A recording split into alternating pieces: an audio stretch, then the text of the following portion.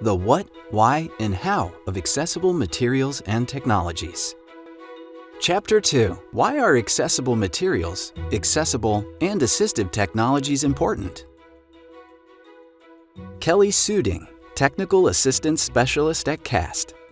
To make educational materials accessible, 3 components are necessary: accessible educational materials, or AIM, accessible technology, and assistive technology. Accessibility doesn't change the content of the material. It ensures a student can access the same content and engage in the same interactions as a student without disabilities. Let's look at each of these 3 components. Print and technology instructional materials and content that can be used across any platform or format to meet every learner's needs are what we refer to as accessible educational materials, or AIM. When content is designed with accessibility in mind, materials can be used across the widest range of learner variability. I would say a lot of the times, yes, you do have to educate your teachers about materials. Alana, student. Many times they don't know how best to help you. I would say the biggest misconception is, oh, let's make this, we have a printed document. The student can't see it. Let's make it bigger. Let's make it larger print. That way they can see it better. Having an audiobook that reads that stuff to you is fundamental in the actual learning process, for the same reason that listening to a small paragraph is really helpful, because you want to make sure you're actually understanding that information instead of it kind of getting cross-wired in your brain.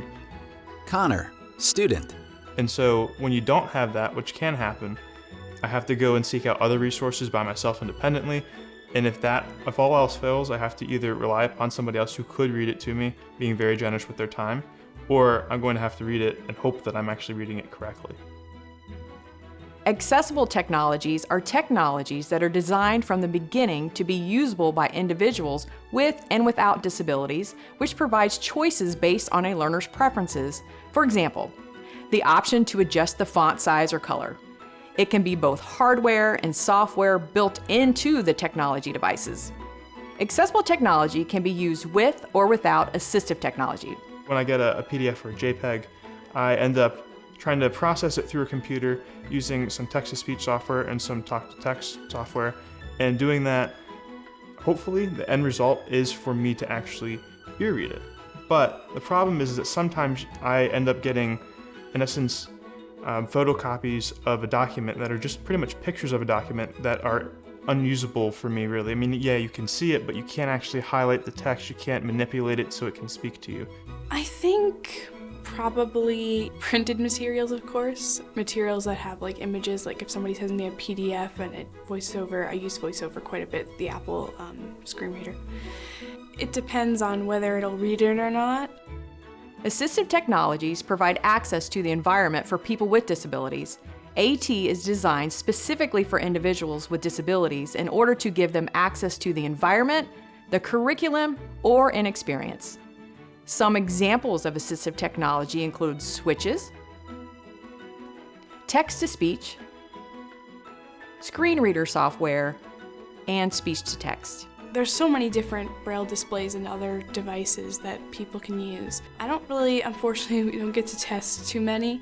When I was in high school, I used to test a lot of them because my technology teacher would have a bunch of devices and be like, here you guys go, test these out. So it's just like so many different options. Like it's not just like a one-size-fits-all sort of thing.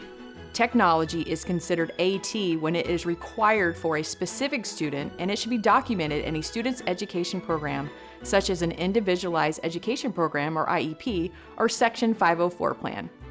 All 3 of these components, accessible educational materials, accessible technology, and assistive technology, must work together to provide true accessibility and access.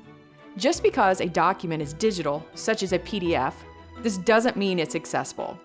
Even when a file is accessible, if a student doesn't have the needed accessible technology and assistive technology, they will not be able to access the content. I think teachers should definitely understand that every student is different. What I need might not be what another student needs that has a similar disability to mine. I think it's important to just ask them, hey, what do you need? Because they're the ones that are going to give you the best information. Even if they don't know too much, they can probably tell you enough that will make you be like, okay, this is what I can do to help my students, and this is how it can be done, National Center on Accessible Educational Materials. Find out more at aem.cast.org. OSEP logo.